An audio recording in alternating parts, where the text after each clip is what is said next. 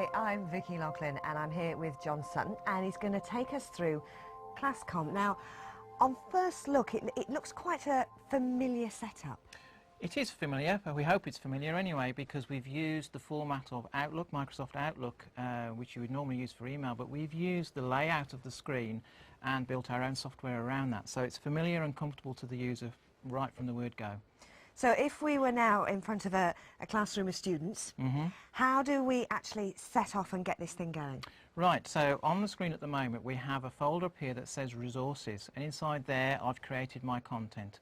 I can get the content in three different ways. I can either make it myself, or I can use what comes with the system, because we do supply a range of ready-made content with the system when you buy it, both for primary and secondary.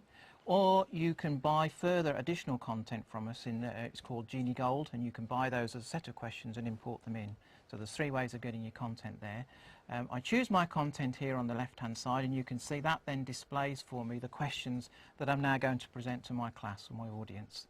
And away I go. So down on the left-hand side here, I've got various buttons here, and I'm now going to go to the one that says Presentation on there. As you can see, this takes me to another screen where we've got everything that we need to do on one screen there. So you can see on the left-hand side here, we've got all our content, and on here I've got to decide the reason really why I'm presenting this to you, my audience. Am I just reviewing it? Am I recording it? Or am I just going to show you the questions but not actually record anything? I'm just doing it as a survey. And then I've got, do I want you to log in with an ID number? Am I only going to give you one chance to answer?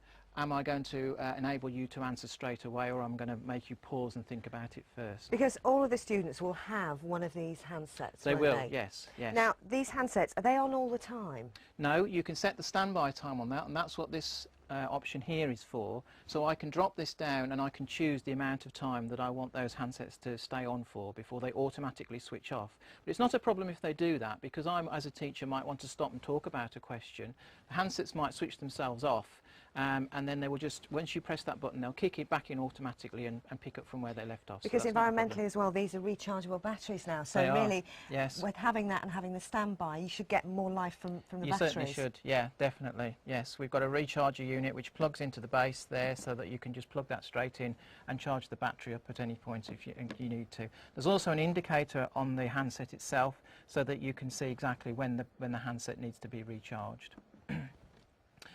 Going back to the screen then, what we've got is we can control the pace using a timer if we want to. So if I want to really put you under pressure, I can put a time on and countdown timer and say you've only got 30 seconds left, or whatever it might be. And that could be different for every slide that I present to you. Not the same amount, 30 seconds for every slide, but I could have 30 seconds for the first one, 2 minutes for the second one, because it's a very complicated question, and so on and so forth. And is that really giving everybody sort of a level starting point as well to give an answer from? Because I can imagine if you have one of these on your desk, and I'm not saying as a teacher, you know, obviously you would have my undivided attention, but, you know, to push buttons and have a bit of a play is just naturally what people do. It is, yes. That's why we've built in the auto-response function, which means that I can have control with my teacher handset on here. So as soon as the question is presented, you can't actually answer anything until I press the green button. We've built that as a functionality inside the software, because we felt it was important, like you say, that students might be sitting there and, you know, I might not be very quick at reading, so I need to just spend a bit of time to read that carefully and really think about that question before I give a considered response to it, rather than just, oh, I need to answer as fast as I possibly can, otherwise I'm going to get left behind. And so really it's not giving that student you know, the best chance to answer correctly. Have you found that, I mean, you were in the teaching profession for years, that actually to give students that level starting point is the fairest way? Oh, definitely, yes. Let's give everybody a fair chance to answer. Let's read it to them. Let's make sure they all understand the question before they can actually give a considered response to it. Definitely, yeah, we want to be able to do that.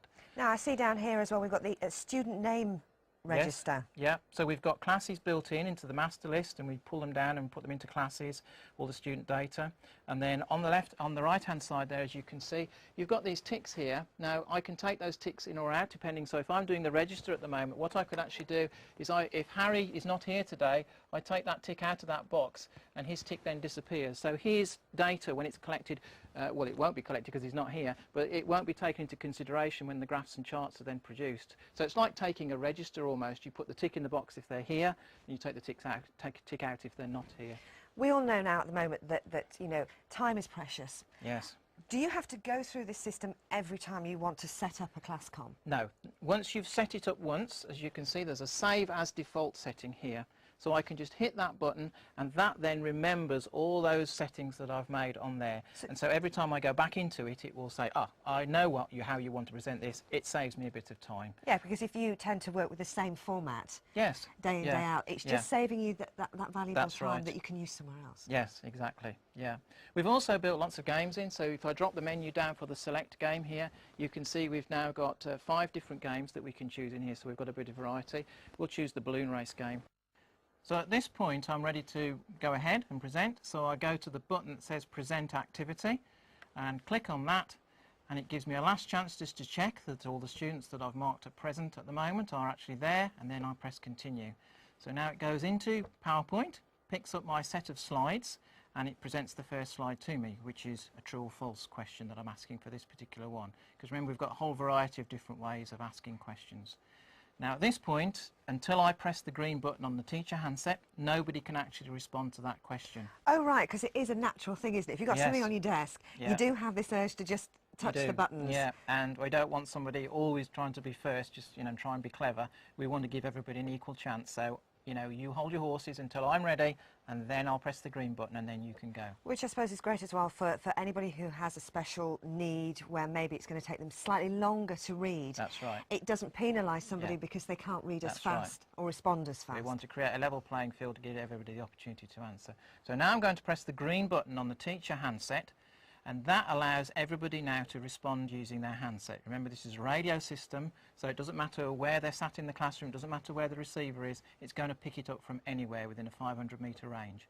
So everybody's now responding, and you can see down here the responses are being picked up because the numbers are changing colour on here. So I can see this is telling me that 8 handsets are currently switched on and 6 handsets have currently answered. So there's 2 that I haven't. So I'll answer with this one as well, and then we've got everybody's now answered the question there. So what I can now do as a teacher is I can then press the red button to say, right, voting has now ended, you've no more responses from anybody, and I can now choose where I go next from here. I've got various options. First option is to choose the graph button on the teacher handset. And that's very easily recognisable, isn't it? It does what it says on the tin. Yeah, it looks like it's a graph. It's a picture of a graph, so we can't really go wrong there. Press that, and that brings up this graph which shows me how many people said true and how many people said false. So straight away that's giving me information as a teacher. Ah, we're on the right lines or we're way off here. I need to go back and do some reinforcement. So it's giving me that formative assessment, as we call it. But I've got various other things I can see at this point as well. By using the single arrow key, forward arrow key, on the teacher handset here, I can see that as a pie chart, that way. And if I want to, I can actually see what each person has given me as an answer. Now, that may or may not be appropriate, of course, at this point. It might be that I don't want to show that information in front of my class, or it might be that I do, because I want to see who's actually said what at this point. So that is something that you can actually, as you say, either display to the students or keep it for your own information and something to work on later. Yeah, something that I want to just look at myself later on if I wish to. So I've got all that information straight to hand. If I press the graph button again, it just takes me out of that little wizard there. So that's one way I can go.